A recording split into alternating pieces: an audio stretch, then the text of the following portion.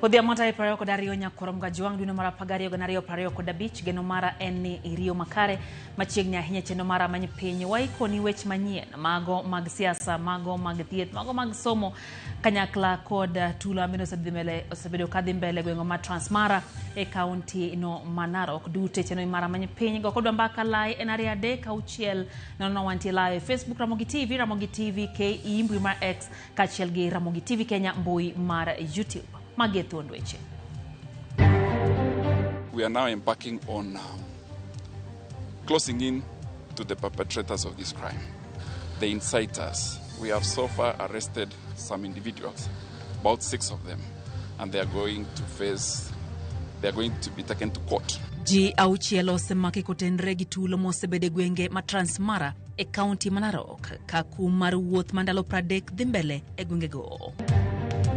Today midnight, we are proceeding on strike, and that includes all clinic officers together with clinic officer specialists and clinic officer intern. Riwruok mar jochiw thieth mar Kuku olando chako ng'anyo margi ayanga otieno makawuono kaluwore gi midhiero mopogore e sekta no.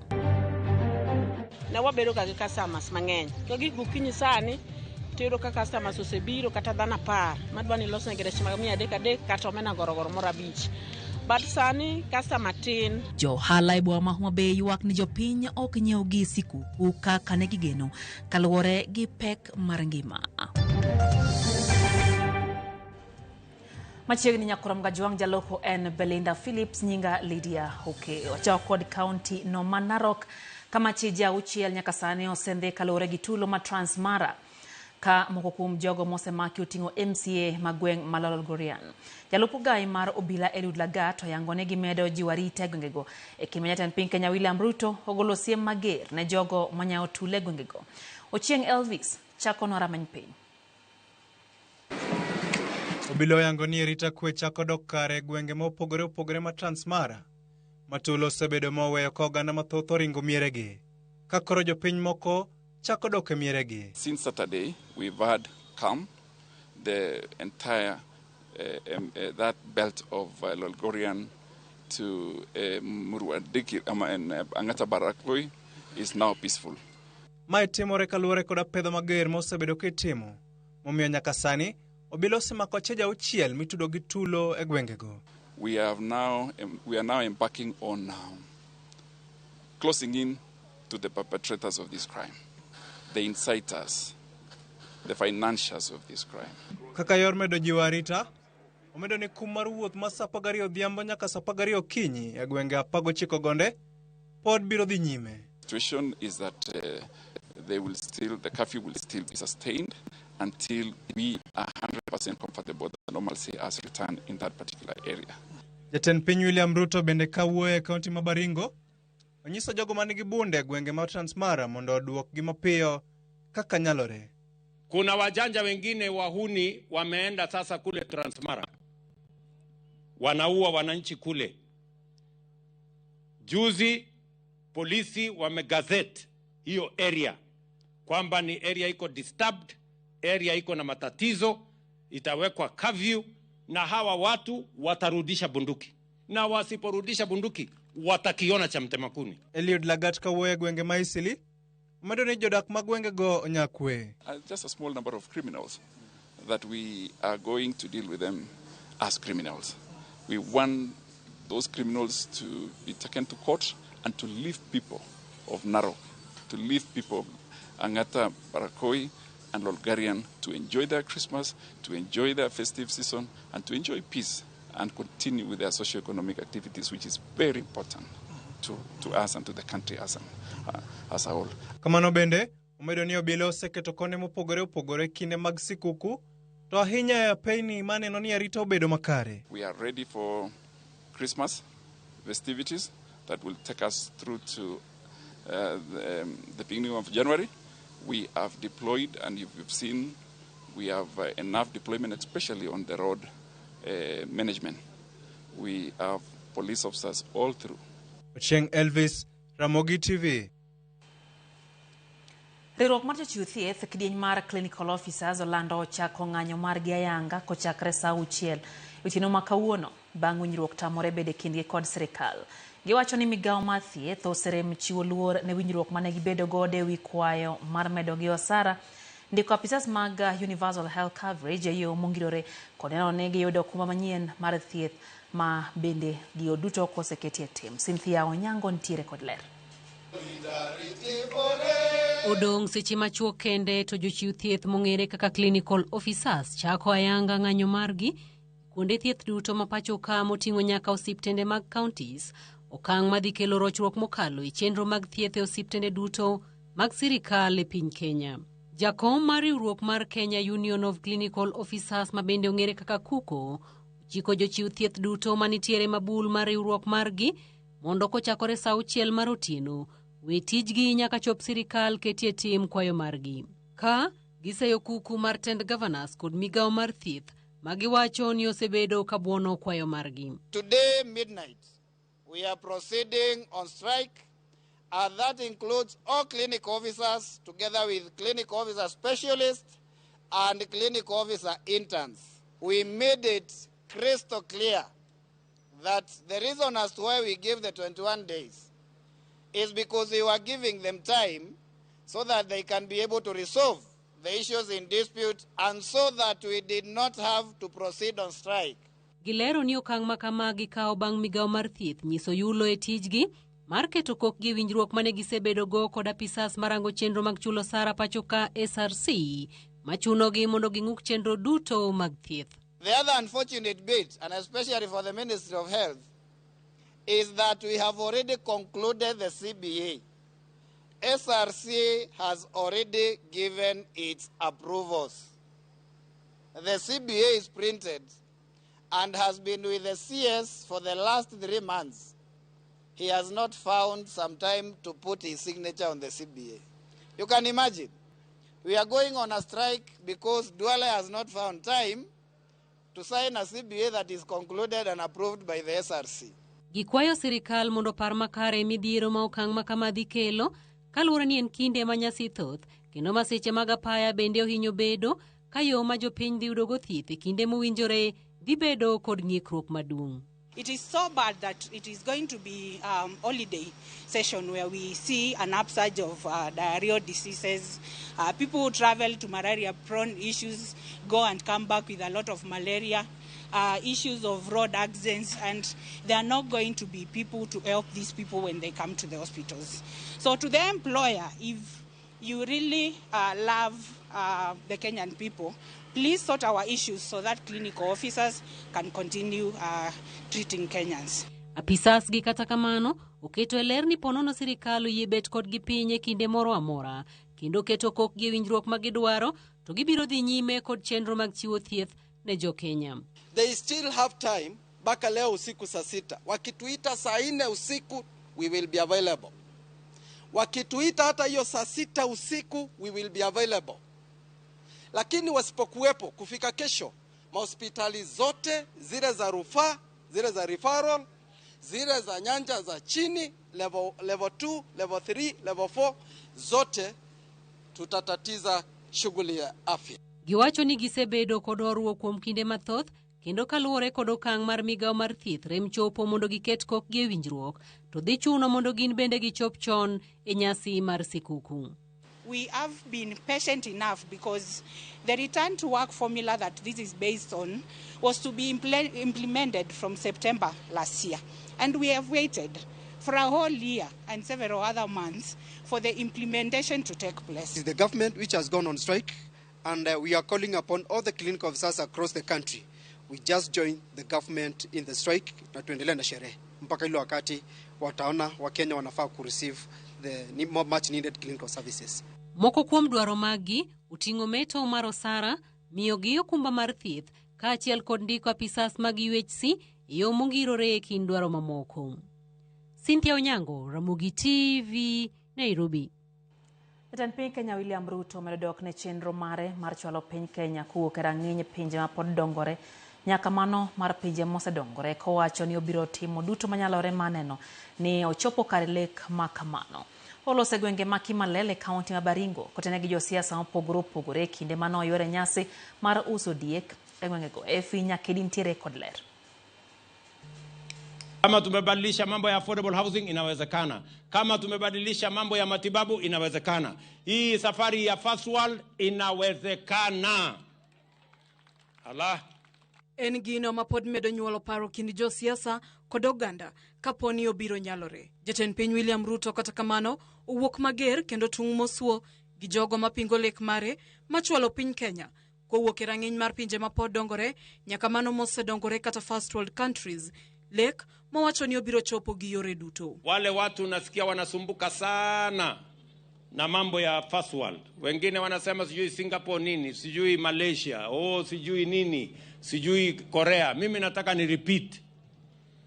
This country called Kenya, we are going to do the things that those countries did. They were with us as third world countries. Today they are first world countries. We are going to do what they did, and we are going to do more than what they did, because Kenya cannot continue to be a third world country. We are going to move it by whatever means possible to be a first world country. To mana kaka iromo manigi josiasa, siasa nogore ka jatend migao ma jotije sirikal Geoffrey Ruku rudho toko gai ma DCP Rigathi Gachagua gi kit Kamasia mani osebedo koloso marach kendo pingo chenro mag sirikal. To kata kamano onge kod mbi moromo ma siasa. Mimi nataka niwaambie wale watu wanajaribu kushindana na mimi. Nyinyi watu, tafuteni agenda, tafuteni sera, tafuteni mambo ya kuuzia wananchi. Wacheni negativity. Wacheni kusema ati haiwezekani, sijui haiwezekani. Haiwezekani kwa vichwa yenu. Lakini sisi tunajua inawezekana kwa uwezo wa Mungu. Kenya hii itasonga mbele. Pale kwa ile mlima ile kulikuwa na vitina. Kuna mtu hapo ameweka vitina miaka 3. As someone who has specialized in preaching systematic hatred against the government, against leaders who are supporting the government, pale kwa hiyo kona ya mlima ile.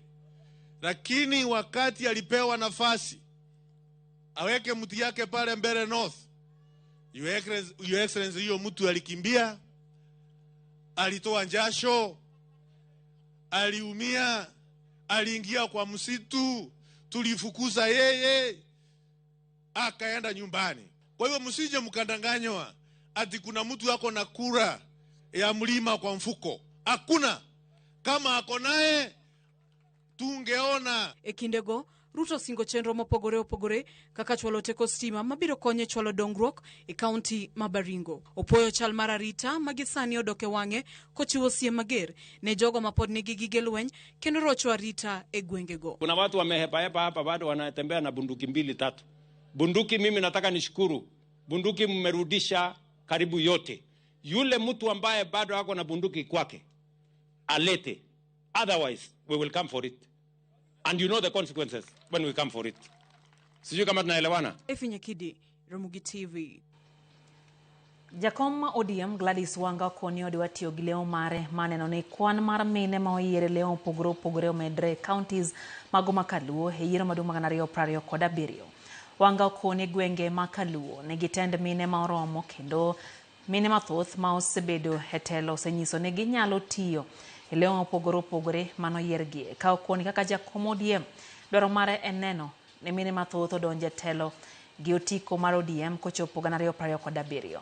Omedo ni ODM dhi keto maino e mako lwet wakeni mondo mi oyiergi kendo med kwan gi kaka chik dwaro. Olose chenro mar siro joma mine e kaunti ma Homa Bay mano bagi alap tuke mar Raila Odinga. Yier kobete ot. Mondo yieri nyaki nyon oko.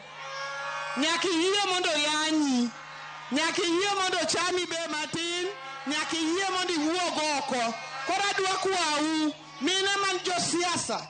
Wuoguru oko, unyon oko, ayanyno emitne. Ayanyno emitne. Ng'ama di migino nono to onge. Nyaka kidi, nyaka yanyi, nyaka diwi, nyaka timri nade, to imbe kaminyono no eminyono. Tawacho ni ya, ten mine nyaka rit kata mana mar Women League. Kaben Sudo walk, Gogo walk, Amilo walk, Ivo Baro walk, to kanye mamine nyonore. Tunataka tukiandikisha tuambiwe Homa Bay is number 1 in the ODM register. Ukweli ama urongo? Riwruok mokelo kanyakla mine mantie duond bura mar ODM kod jotelo mopogore obedo gi romo mar twak ewi weche siasa mag duond burano ka koro girango kaka ginyalo medo mbi mar ODM e kaunti ma Nairobi. Kutelane kod jakom margi Mercy Ongore gikwayo jo Kenya kata jokanyo duto mag ODM momed tiyo kanyakla ne dongruok. Kamano bende gikwayo joma mine mondo ndikre kaka jogo ombulu mondo giyier jotelo malong'o mabiro rango dongruok. Minego bende osejandiko moro e mbui magiwacho ni nyaka kwa mama Aida Odinga ng'uono kuom gik ma osebedo ka owacho kuome. Mon ma waluongo kaka wuono gin mon karibu 500 wane grassroots. Magi gin mon mag grassroots mag cells. Wabiro go kod gimbaka mondo wang'isgi ni chama pod otegno kendo wawacho ni chama iko imara. Chama en ODM. Wabiro wuoyo gi mine ni wang'ni kwadwaro ni mondo wayud kombe te to nyaka wakaw kura. Nyaka gidhi piny kacha jowuotwa manyocha tieko GNCs okaw ombulu mondo kwadhi yiero to wayiero suit machunga. Mafrin miye min piny luor mano to wabro luori. Mama no waluoro. Omiyo kiwuotho town ka kiye mara mara mirome gi mama kwa ng'uono. Dakika ina par kod abich nyakwara mga juanga chenro enda many pinyero kama na hinya kuoma medo ketera mogi TV wako yo mokonga singo kao pachi. Woda hero wacho ni entiere Naivasha kaito wacho ni weche gichopo ne eyo makare. Wacho ni wachinjore modwa medre ahinya pacho ka sirikal onene kaka timo mapiyo maduoke penya. Ano bende ote mar Evans Otieno entiere Goldfield School Migori. Odi wa Migori bende wacho kacha ni entiere kodwa ka entiere Naivasha. Wacho ni jo Transmara oduoko bunde kapok gineno chamtema kuni. Wacho ni kapok chamtema kuni ochopo kaka jatend piny owacho. Alola Junior entiere orphanage Nyakach kaito bayana no kanyo Baba Twins Maronjinyo. Wacho ni weche gichopo ne makare entie Kisumu Europe. Wacho ni ol kod ng'anyo mar jochiw thieth matimore higa ka higa. Benitie yo ma sirikal nyalo tiyo go ng'anyo makama au penjo kamano. Kaito Joseph Oyo japuonj dini mar kanisa Kopere Nyandiwa Parish wacho ni Kenya osebedo kalando kuwi mawach matimore Transmara. Oken wach maber ahinya kendo dhiro wang'. Giwere kod tulo mar sando jowetegi pinyni. Wacho ni wan welo Nyasaye oketwa kita mondo wadagi kaka owetegi nyime sirikal mondo go apedha mar joma ntiere kod bunde giduok bunde ne joma onego bede kod bunde mag insecurity.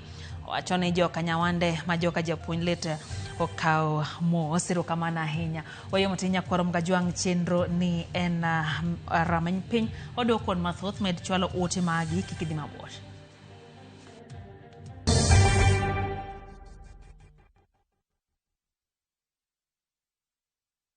The Messiah, people of Israel are expecting, is about to be born.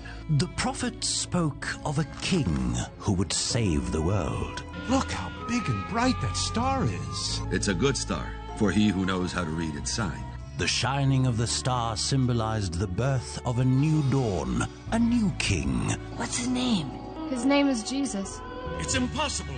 I, Herod, am the king of Israel. This Christmas, stream the story of Jesus, the long-awaited Messiah, sent to the world to gain the way to spiritual happiness and to grace. Bless the Lord, for he has visited and redeemed his people. Enjoy these inspiring stories of Jesus, a kingdom without frontier, only on Viusasa.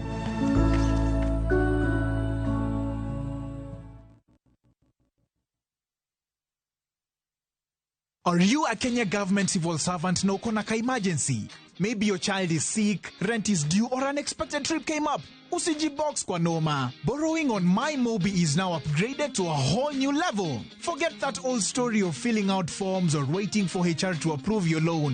MyMobi is now instant self-approval. Simply apply for your loan, enter the code sent through SMS to approve the loan, and the cash hits your M-Pesa instantly. Sasa, hakuna mambo ya payroll imefungwa. Sort noma zako anytime, any day. Whether it's a weekend, holiday, or the middle of the month, MyMobi is open 24/7. Dial *531# and get up to 20,000 shillings to sort your emergency. Repayment is easy. Pay early via M-Pesa or let it be deducted from your next payslip. The choice is yours. No paperwork, no drama. Ni wewe tu na simu yako.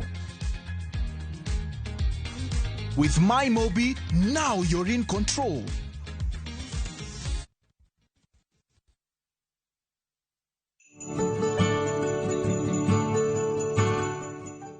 Nyakoromogi wachope giko mar higa mar 2025 higano mabedo sebedo mapek otero koda weche mopogore opogore mosetimore ngima jomo opogore opogore tahinya kalore koda tho mar moluor Raila Odinga. Ka wachopo e nyasi mar skuku akwayo ni mondo mi sama idago ngimani dichiel pare ni ngimano ema bende ibiro dwaro odiochieng' makiny omiyo bed motang' e chenro duto ma ichano ka kamana kwa ni maber mar Christmas.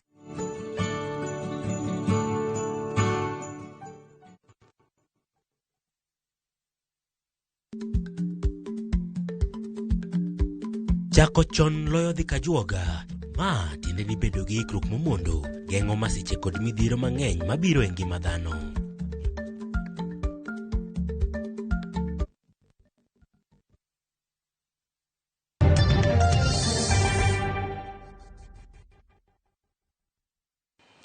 Machiegni kendo Nyakorom Gajwang' chenro en rameny piny wadhi mbele gi weche manyien.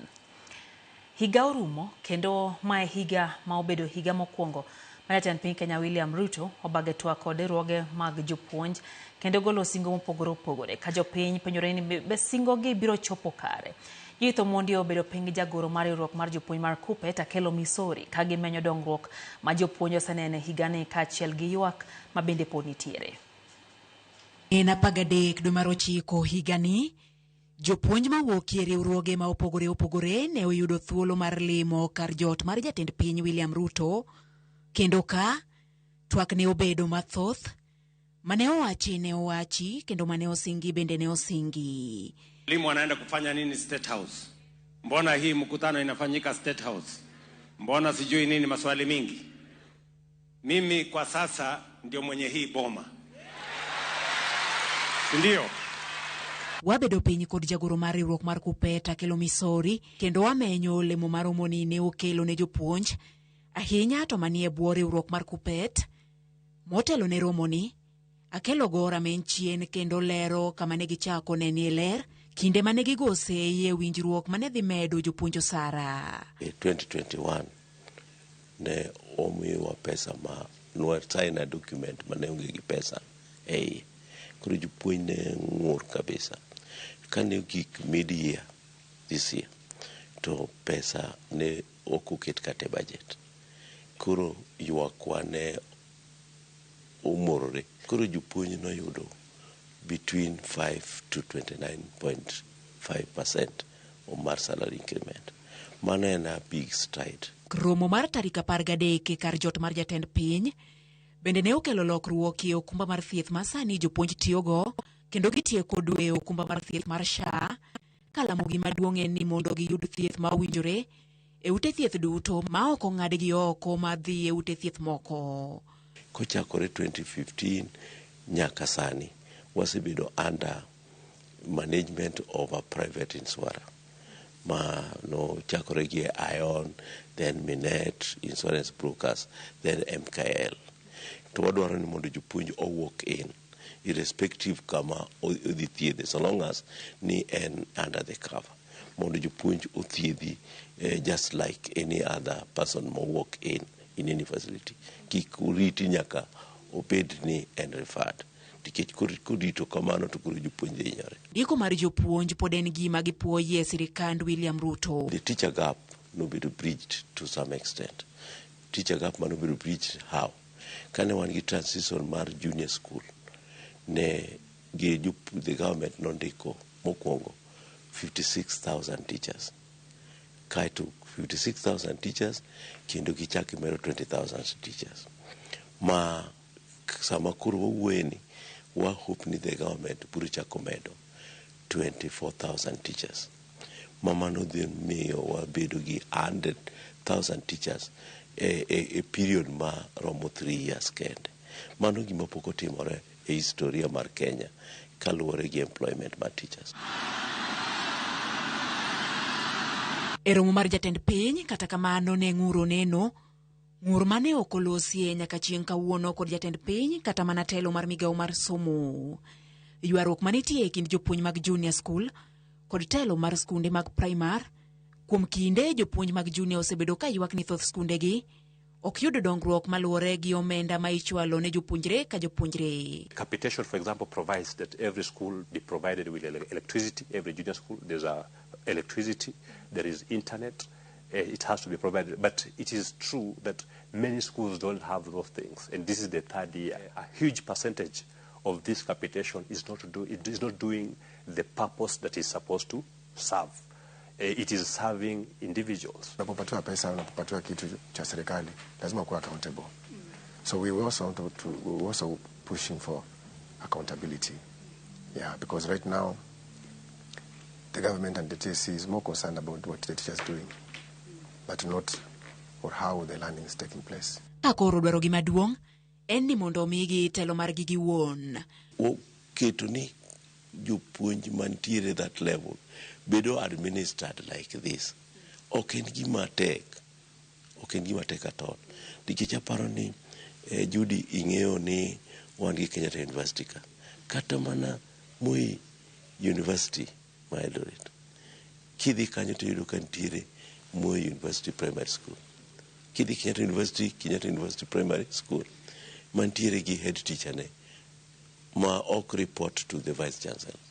To gine compound achiel. Onge gima tek mondo wabed gi separate administrative unit mar 3 distinct nikech sani senior school dhi bedo gi classes adek kende.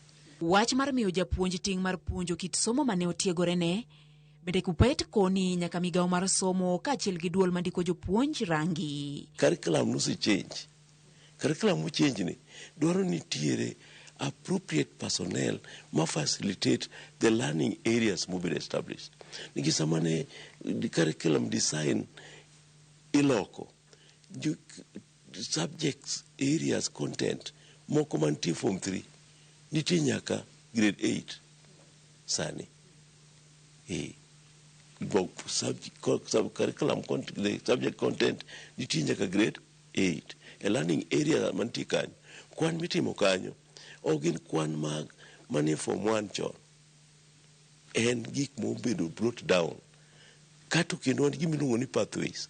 Mondo wa establish a pathway, a foundation for pathways for senior school. Nyaki bed gi jok ma ready to lay that foundation well. Kakoro, waloro higa kendo wadonji higa manyien. Kendo pod warito mondo mi piny owacho oketie chik paro mane ogol kod ripod Profesa Munavu moko ma osechak tigo kata kamano pok oyang kaka pende chike ma pacho ka. Judith Omondi, Ramogi TV. Joala mag magawa e kaunti ma Homa Bay dhi nyime gi ikruok margi ne nyasi mar Christmas kod higa manyien ka gigeno medo yuto margi e kinde ma oganda mathoth dok e kor gwenge mar bedo kanyakla kod familia magi. Kato doko ne gin kod geno maduong' mar nwang'o yutogo, mokuom johala go to wacho ni uso pod ne piny kaluwore gi nengo mar ngima magi wacho ni nitiere malo. Alia Beach notwak kodgi kendo losonwa ripod ni heyo machal kod ma. Mar Christmas kod mar yawo higa manyien en kinde ma johala ahinya to mago ma uso chiemo kod mwandu mamoko mithoro tiyogo e udi kod weg magawa bedo kod yuto mabup gi e kinde ni kaluwore gi welo mathoth malimo gwenge kod bombe mopogore e nyasi mar Christmas kod mar yawo higa manyien. E kaunti ma Homa Bay weg magawa bende dhi nyime gi temo ikruok margi ka giduso magawa marwako welo matimo limbe e gwenge mopogore e kaunti ma Homa Bay e kinde nyasi mar Christmas kod mar yawo higa manyien. Magawa mar Cold Springs mantie boma ma Homa Bay en achiel kuom magawa mathoro ywayo wang' jolimbe mathoth matimo limbe kaunti ni ka ikruok dhi nyime mar rwako welo. Kendo manager mar magawa no Joseph Chacha wacho ni e kindegi mag nyasi gimiyo welo lwasi makare madhi alo nyasi mar Christmas kod mar yawo higa manyien. Now we are in our festive period and we have come up with packages to make sure that the holiday goers, the local people come here and enjoy themselves. people coming from somewhere else around the world, in Kenya and other places, they can have a conducive place for them to rest. Chacha bende golo luoro ma samoro jopiny mantie alwora mar Homa Bay nego ni magawa en ma jodito kod welo mawuok e gwenge mamoko ka ok onien kar ji duto te kendo e kinde ni ma nyasi ma Christmas kod mar yawo higa manyien en thuolo maber ma familia onego bed ni yude mor margi. We are trying all our best to really pass the message to the local community in Homa Bay and their friends that this hotel is theirs, it's a most accessible, and is a prime place for them to be, is a landmark in Homa Bay, is an icon for them, and they should be very proud to frequent this hotel. To e sekta mar ohala moko kuom johala e boma ma Homa Bay nyato weg bocha wacho ni ohala margi kosebedo maber kuom kinde mokalo kata kamano gin kod geno maduong' ni juma ne gibiro bedo kod uso mowinjore. Biashara kosebedo maber ahinya kochakore chien koni moloyo kochakore 16 dwe mar 11 tich nobedo matek kabisa. Nonyalo kawo koda ring'o kwamo pijedo matek kabisa kaka chieng' bedo matek, lakini ang'eyo ni chakre sani e juma ni tich dhi bedo makare. Festive season ne tien kacha wasebedo ka tich wan go matek kabisa, lakini kaluwore gi ikruok ma waneno e festive season ne wagombo ni mondo wadhi wati maber. Ywak achielo bende ogol kod Joan Rech mawacho ni ohala kosebedo negi maber kuom ndalo mathoth kaluwore kod nengo ngima ma giwacho no idho malo kendo gin kod geno maduong' mar keyo gi e kinde nyasi mar Christmas kod mar yawo higa manyien. Ndalo Christmas ma wang'ni wan odhiero wang'wa, chiro rach, onge kata jong'iewo, customers ok donji. At least ndalo Christmas ma higni mokalo ne ber. Kane wauso ga rech to ne wabedo ga gi customers mang'eny. Ka gik gokinyi sani tero ka customers osebiro kata dhano 10 madwani losne rech mag 300 kata omena gorogoro moro 5. But sani customer tin, ok ang'e nang'o matimore, pesa olal, jonyuol ywak, onge gimoro amora ma janyuol nyalo yudo. Alia Beach, Ramogi TV, Homa Bay. Wakayo Mario Nyakorom Gajwang chenro enda many pinya neno ka Newton Onjez. Penjo ne en ni to sirikal notero polise piny mar Haiti mondo mi orang weche go mag kwe to pacho ka rita rache. Wacho ni sirikal ong'iye kaka kelo kwe Transmara. Kaeto wacho ni jokanyaluo Merry Christmas. Eno bende Shemotho wacho no weche ge yo makare, wacho ni oko sir ng'anyo mar lakteche kod nurses masaka sa jopiny hinyore weche go sima ji ogomo pile ka pile kar gomo to gite sirikal e doho. Mar ariyo wach mara ke Dr. William Ruto wacho ni Kenya nyalo bedo first world country kwa bedo gi focus makare. Yo matin maenra manyi pinyo do kod mago mag tuke kikidhi mabon.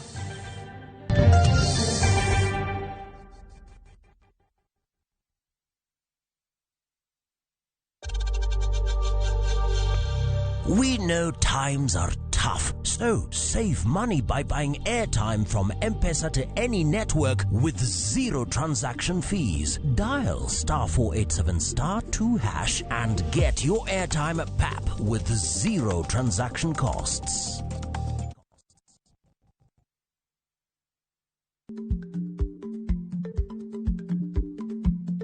Jarikni jamuod nyoyo gi goyo. Matiende ni dhi matek ma ok inono maber samoro nyalo miyo ng'ato midhiero.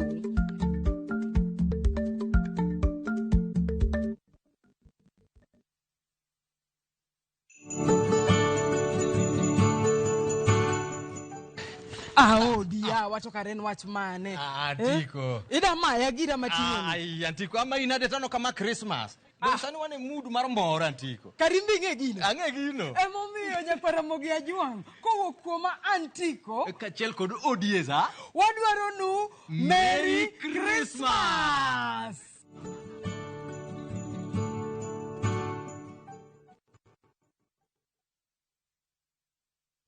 Teke na Wigo Boda.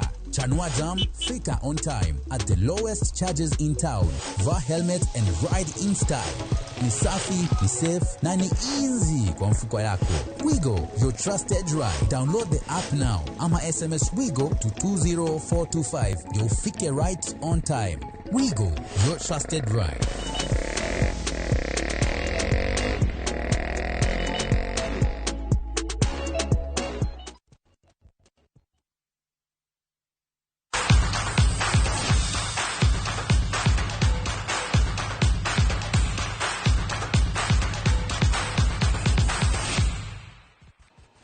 Tuke mopogore opogore medo donjo kendo dongore e gwenge ma Nyanza e kaunti ma Siaya. Walimo skund primar ma Ligano mantiere Ndere kendo wayudo kitugo moro ma humbe koro landre gwenge mag iluongo ni cricket, tugo ma oseyo jotugo mathoth. Ochieng' Emmanuel no limo Ligano wa primar kendo losonwa report ni heyo machal kod mae. Cricket en kitugo ma kuom kinde oseng'ere kaka mitugo e bombe madongo kod jotugo mathoth gin mag Hindi. Kata kamano cricket oseyudo tiendene e kaunti ma Siaya kendo jotugo nitie, jotugo ma keto maino pile ka pile giorako ka gin gi geno mar biro neno ber e kit tugoni.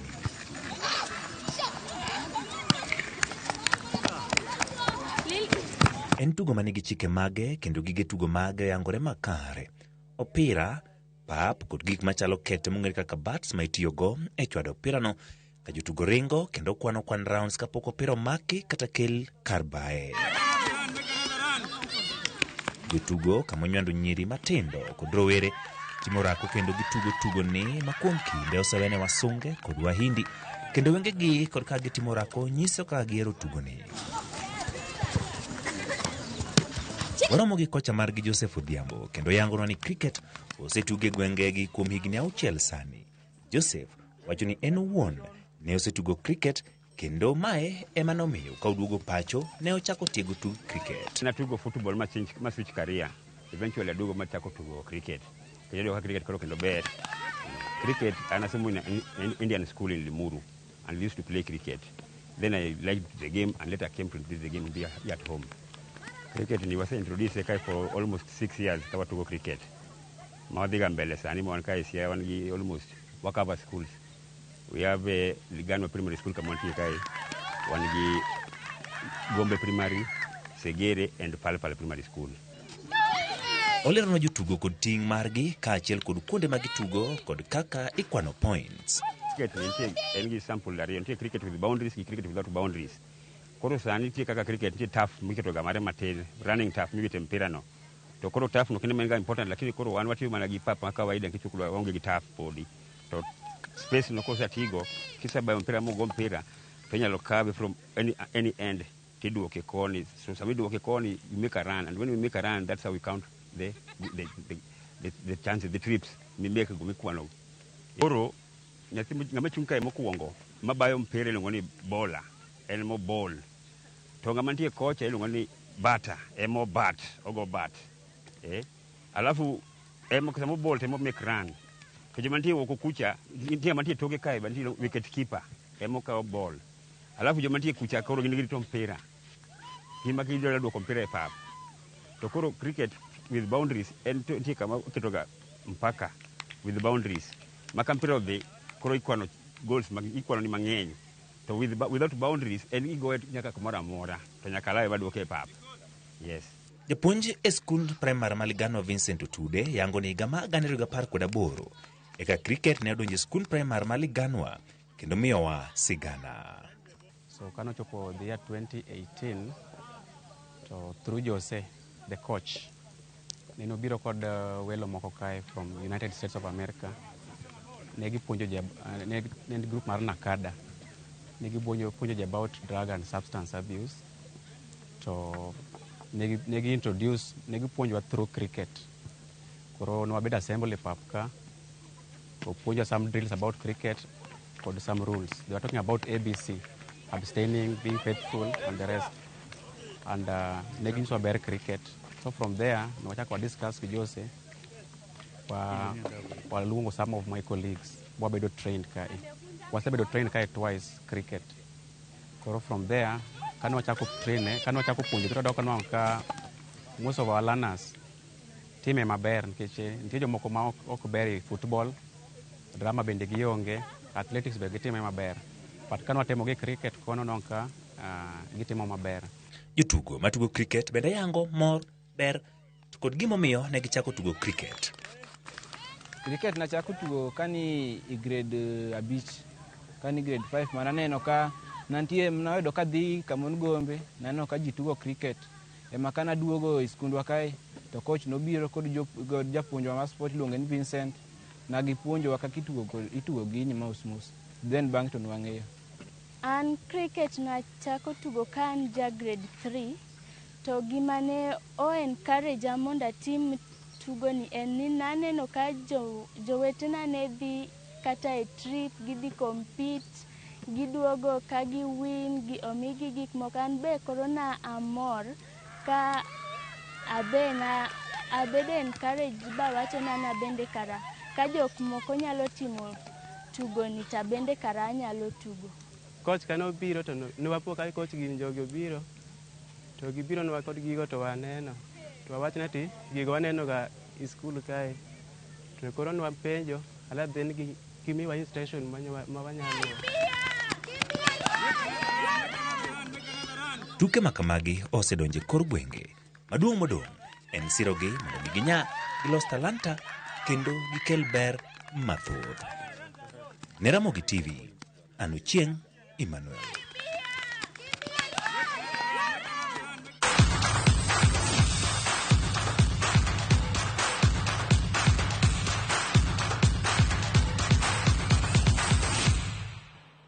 Wantie kod mathoth nyakorom gajuanko gik saa 3 komio waromo kogik sechego bedo gi Belinda Phillips ma en jaloko marwa nyinga Lydia Okeyo. Horitu masani.